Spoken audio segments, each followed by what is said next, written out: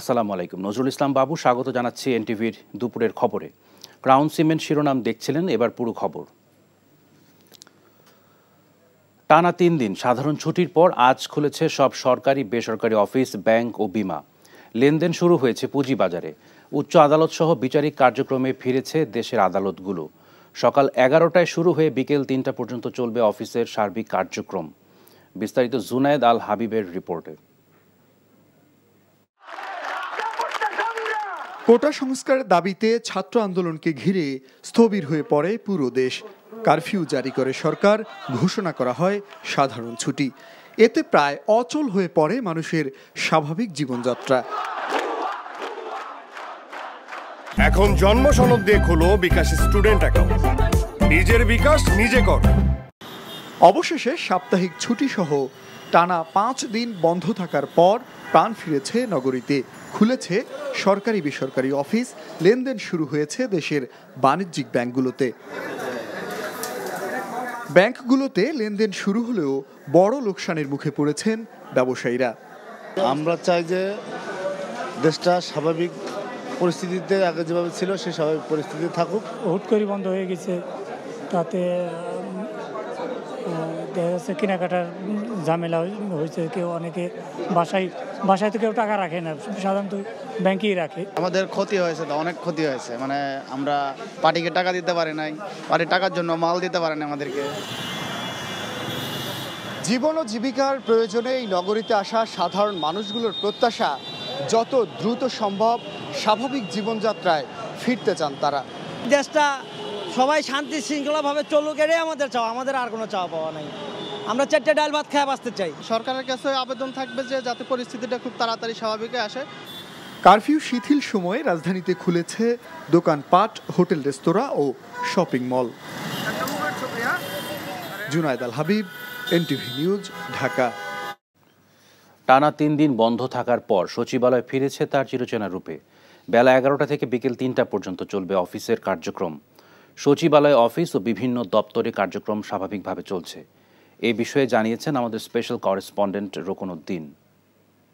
আজকে আসলে 3 দিনের সাধারণ ছুটির পর সরকারি অফিস খুলেছে, অন্যান্য অফিস আদালতও খুলেছে। আসলে স্বায়ত্তশাসিত আধা সরকারি যেসব অফিস আছে, এই ঘোষণাটি দেওয়া হয়েছিল গতকাল। কারণ দেশের চলমান পরিস্থিতিতে গেল কয়েকদিন ধরেই কারফিউ ছিল, সেই কারফিউটি আসলে তুলে নেওয়া হয়েছে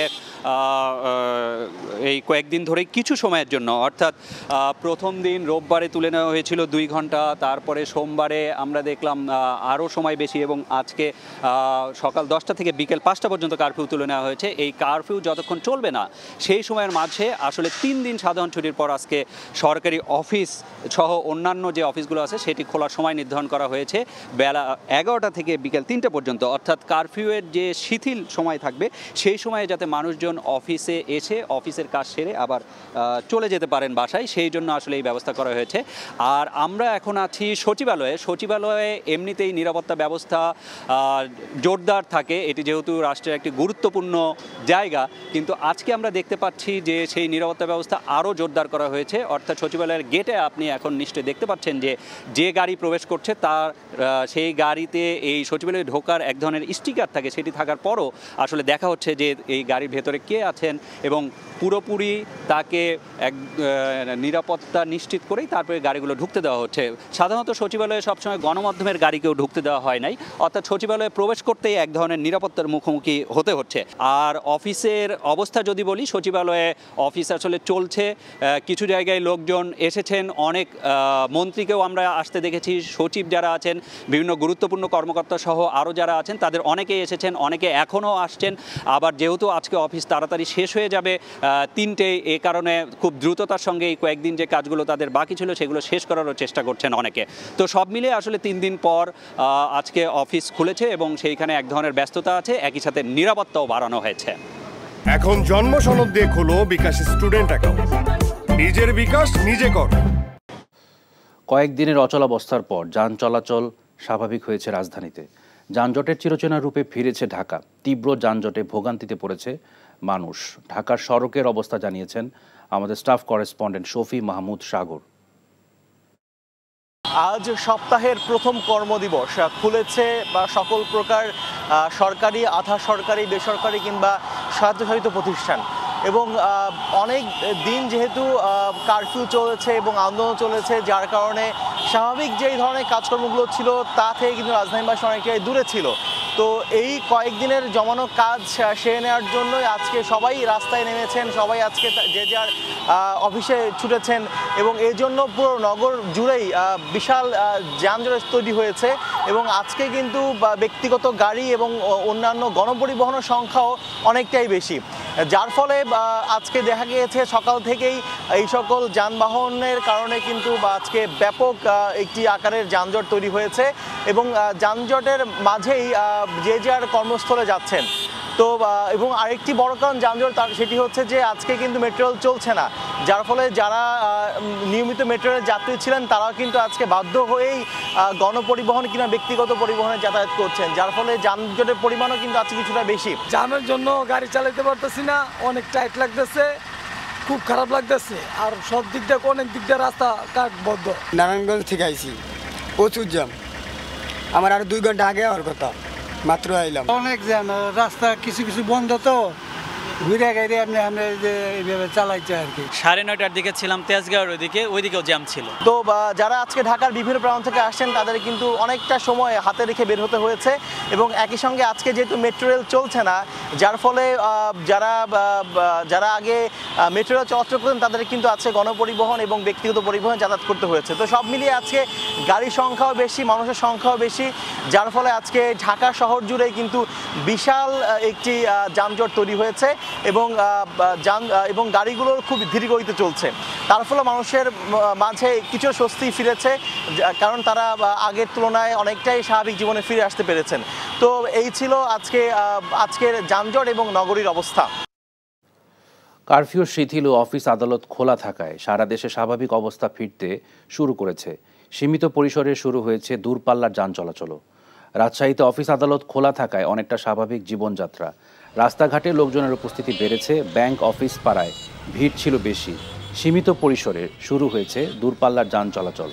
সকাল থেকে মহানগর বাস স্ট্যান্ড থেকে ঢাকার উদ্দেশ্যে ছেড়েছে দূরপাল্লার যান। অভ্যন্তরীণ রুটেও বাস চলাচল করছে। সিলেট থেকে ঢাকার উদ্দেশ্যে ছেড়েছে দূরপাল্লার যান। ঢাকা, টাঙ্গাইল, ঢাকা, ময়মনসিংহ এবং কক্সবাজার রুটেও সীমিত পরিসরে দূরপাল্লার যান চলাচল করছে। একই চিত্র খুলনা, ময়মনসিংহ, রংপুর, দিনাজপুরে।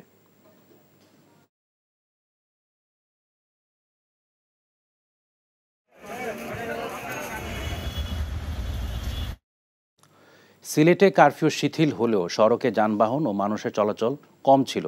সে খবর জানিয়েছেন আমাদের স্টাফ করেসপন্ডেন্ট সজল ছত্রী। আজ বুধবার সকাল 9টা থেকে সন্ধ্যা 6টা পর্যন্ত কারফিউ শিথিল করা হয়েছে সিলেট মহানগরী এলাকা এবং কারফিউ শিথিলের পর অনেকটাই স্বাভাবিক ধারায় ফিরতে শুরু করেছে জীবনযাত্রা। আমরা নগরীর বিভিন্ন এলাকা ঘুরে দেখেছি যে সীমিত আকারে দোকানপাট খুলতে শুরু করেছে, যানবাহন চলাচলও অনেকখানি বেড়েছে। সড়কে যত বেলা যাচ্ছে আমরা সড়কে যানবাহন চলাচল বাড়তে দেখছি। যেহেতু অফিস আদালত খোলা আছে, স্বাভাবিকভাবে মানুষজন তাদের প্রয়োজনের পথে নেমেছে এবং বিভিন্ন গুরুত্বপূর্ণ মোড়ে আমরা আইন শৃঙ্খলা রক্ষাকারী বাহিনীর টহল দেখেছি। এছাড়া সেনাবাহিনীকেও বিভিন্ন সড়কের টহল দিতে দেখেছি। তারা জননিরাপত্তায় কাজ করছেন, কোনো ধরনের বিঘ্ন হলে যেন তা প্রতিহত করতে পারে সেজন্য তারা মাঠে রয়েছেন এবং জনমনে যদিও কিছুটা ভয়ভীতি কাজ করছে, কিন্তু আমরা দেখেছি যে মানুষ অনেক স্বাভাবিকভাবে আজকে অফিস আদালতে যাচ্ছেন। স্বাভাবিক ব্যবসা প্রতিষ্ঠানগুলো খুলতে শুরু করেছে, যদিও এখনও অনেক দোকানপাট কিন্তু আজও খুলেনি। তবে প্রত্যাশা করা হচ্ছে এরকম স্বাভাবিক থাকলে হয়তো বিকেলের দিকে আরও কিছু ব্যবসা প্রতিষ্ঠান খুলতে পারে, মানে স্বাভাবিক ধারায় ফেরার। আসলে যে কয়টা দিন গিয়েছে এরপর স্বাভাবিক ধারায় ফেরার একটি প্রবণতা শুরু হচ্ছে বলে আমরা দেখছি। মানুষ বলছেন যে ইন্টারনেট সেবা চালু হয়ে গেলে তাদের জীবনযাত্রাটি আরও সহজতর হয়ে যেত। কর্মচাঞ্চল্য ফিরেছে শিল্পাঞ্চল সাভার ও আশুলিয়ায়।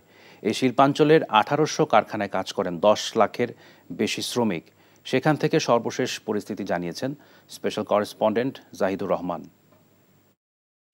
সকাল থেকেই কর্মচঞ্চল হয়ে উঠেছে শিল্পনগরী সাভার ও আশুলিয়া। ভোর থেকেই দল বেঁধে শ্রমিকরা স্ব কর্মস্থলে যোগ দিয়েছেন। নেওয়া হয়েছে পর্যাপ্ত নিরাপত্তা ব্যবস্থা। আপনারা জানেন সাভার আশুলিয়ার অর্থনীতির মূল ভিত্তি হলো এখানকার সহস্রাধিক কারখানা, যেখানে কয়েক লক্ষ শ্রমিক কাজ করছেন। সকাল 10টা থেকে 5টা পর্যন্ত কারফিউ শিথিল থাকলেও শ্রমিকরা কাজে যোগ দিয়েছেন ভোর থেকেই। আগে থেকে নির্দেশনা ছিল তাদের পরিচয়পত্রগুলোই হবে কারফিউ পাস। বিভিন্ন কারখানা ঘিরে নেওয়া হয়েছে পর্যাপ্ত নিরাপত্তা ব্যবস্থা। কারখানার সামনে এবং পেছনে মোতায়েন করা হয়েছে শিল্প পুলিশের একাধিক টিম। গত কদিনে তৈরি পোশাক খাতে যে ক্ষতি হয়েছে সেটাকে অপূরণীয় বলছেন এখানকার তৈরি পোশাক শিল্পের মালিকরা। কারখানা খোলার সাথে সাথেই তারা প্রথমেই যোগাযোগ করেছেন বায়ারদের সঙ্গে। এই কদিনে যে পরিমাণ ক্ষতি হয়েছে সেটা পুষিয়ে নিতে এখন কর্মতৎপর এখানকার তৈরি পোশাক শ্রমিকরা। কারফিউ শিথিল হওয়ায় চট্টগ্রাম বন্দরে সীমিত আকারে কাজ শুরু হয়েছে। এ সম্পর্কে জানাচ্ছেন স্পেশাল করেসপন্ডেন্ট শামসুল হক হায়দরি। চট্টগ্রাম বন্দরের একটি গেটে আমরা এখানে লক্ষ্য করছি যে প্রচুর পণ্যবাহী গাড়ি এখানে প্রবেশ এবং বাইরের জন্য তৎপর রয়েছে। তবে বন্দরের অভ্যন্তরীণ পরিস্থিতিটা কিছুটা সমস্যা চলছে সেখানে, কারণ সেখানে জায়গার সংকট ক্রমশ তীব্র হচ্ছে। যে পণ্য রপ্তানি পণ্য সেখানে জাহাজীকরণ এবং আমদানি পণ্য জাহাজ থেকে নামিয়ে খালাস করার ব্যাপারে নানা রকম প্রতিকূলতা একদিন ছিল এবং বিশেষত চট্টগ্রাম কাস্টমসে যে কার্যক্রম শুল্কায়ন কার্যক্রম, সেই শুল্কায়ন কার্যক্রম ইন্টারনেটের অভাবে করতে না পারার কারণে এই জটিলতাগুলো তীব্রতর হয়েছে। তো এই মুহূর্তে চট্টগ্রাম বন্দরের অভ্যন্তরে যে 50,000 কন্টেনার ধারণ ক্ষমতার বিপরীতে এখন প্রায় 48,000 কন্টেনার সেখানে জমা রয়েছে। এই কন্টেনারগুলো যদি দ্রুত সেখান থেকে খালাস করা না হয় তাহলে স্থান সংকুলন আরও তীব্রতর হতে পারে। তবে কাস্টমস এবং বন্দর কর্তৃপক্ষ বলছে যে তারা আজকে থেকে কিছুটা সীমিত পরিসরে কাজ শুরু করেছেন। তারা আশা করছেন যে 2-1 দিনের মধ্যে পরিস্থিতি স্বাভাবিক হয়ে আসবে। দেশে টানা 5 দিন বন্ধ থাকার পর সীমিত পরিসরে চালু হয়েছে ব্রডব্যান্ড ইন্টারনেট সেবা। শুরুতে প্রাধান্য পেয়েছে জরুরি সেবা, আর্থিক ও ব্যবসা প্রতিষ্ঠান ও গণমাধ্যম সহ বেশ কয়েকটি গুরুত্বপূর্ণ খাত। আজ রাতের মধ্যেই সারা দেশের বেশিরভাগ বাসাবাড়ি ব্রডব্যান্ড ইন্টারনেট সংযোগ সচল হবে বলে আশা করছে internet service provider association of Bangladesh ISPAB। মঙ্গলবার রাতে অগ্রাধিকার ভিত্তিতে সীমিতভাবে চালু হতে থাকে ইন্টারনেট। প্রাথমিকভাবে ব্যাংক, বাণিজ্যিক প্রতিষ্ঠান, সংবাদ মাধ্যমের কার্যালয় ও কূটনৈতিক এলাকায় ইন্টারনেট চালু হয়। তথ্য প্রযুক্তি খাত, রফতানিমুখী শিল্প খাত, বিদ্যুৎ, গ্যাস, পানি ও হাসপাতালের মতো জরুরি সেবা প্রতিষ্ঠান, রেলওয়ে, প্রবাসী কল্যাণ সেবা এবং এয়ারলাইন্স সেবা প্রতিষ্ঠানের কার্যালয় থাকা এলাকায় ইন্টারনেট সংযোগ পাওয়া যাচ্ছে। এই ছিল দুপুরের খবরে। এই খবরের ভিডিও সহ আপডেট জানতে ভিজিট করুন NTV অনলাইন www.ntvbd.com। এছাড়াও NTVর জনপ্রিয় সব অনুষ্ঠান ও খবরের আপডেট জানতে ভিজিট করুন আমাদের ইউটিউব ও ভেরিফাইড ফেসবুক পেজ। 5টায় দেশের খবর দেখার আমন্ত্রণ রইল। ধন্যবাদ সবাইকে।